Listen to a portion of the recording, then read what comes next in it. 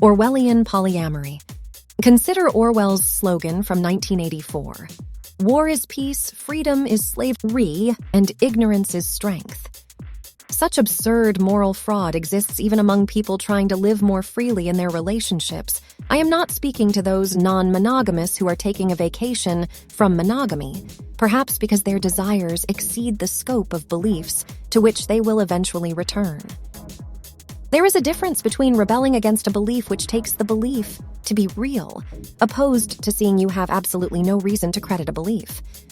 I am not speaking to those non-monogamous people who simply take the possessiveness of monogamy and extend it to more than one other person. That is worse than monogamy. I am speaking to people who pay lip service to a morality they themselves reject. In monogamy and polyamory, possessiveness hides behind words like commitment. No matter how you slice it, commitment is a means to an end. It is commerce morality. If commitment did not give you some sense of what the future holds, it would have no value whatever. It's that predictive function of commitment that exposes it as mechanical. We can predict the outcome of automatic processes, and the minute you make a relationship automatic, it's already half dead. I'm not saying that commitment excludes affections. I'm saying affections have nothing to do with commitment, which is merely a device. If you can have commitment without affection, there is no reason to assume it leads to affection. If you know that truth is better than lies, why would you suggest of possessiveness and non-possessiveness that one is not better than the other?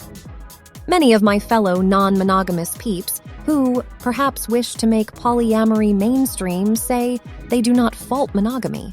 They say it's just not for them. They leave others to their own choice, as they should. But when they say one choice is not better, they mutilate their own moral judgment. Moreover, they rob others of a chance to scrutinize that judgment for themselves. Let's illustrate a distinction to expose our morality so we can know how we truly feel it in the real world. Imagine two lovers, all things, and pleasure being equal. The only difference is one of them is willing to use deceit and the other is not. If you were forced to choose only one, which would you choose? If you chose the more truthful one, then you believe that truthfulness offers some intrinsic value that the other lacks. Again, all things and pleasure being equal, both lovers value truthfulness, but the only difference is one superficially talks of nothing more deep than the weather, and the other is willing to explore deeper questions and take risks with the truthfulness. If you were forced to choose one, which one would you choose? If you chose the more profound one, then, you believe intelligence adds intrinsic value that the other lacks. Lastly, of our two lovers, all things, including pleasure, are equal. Both equally value truthfulness and intelligence, the only difference being one of them insists on exclusivity in relationship, and the other allows for the affections shared to be extended indefinitely to others. If you were forced to choose one, which one would you choose? If you chose the one that allows for the affections and truthfulness and intelligence to be extended indefinitely, then you believe that the freedom adds an intrinsic value that the other alternative lacks.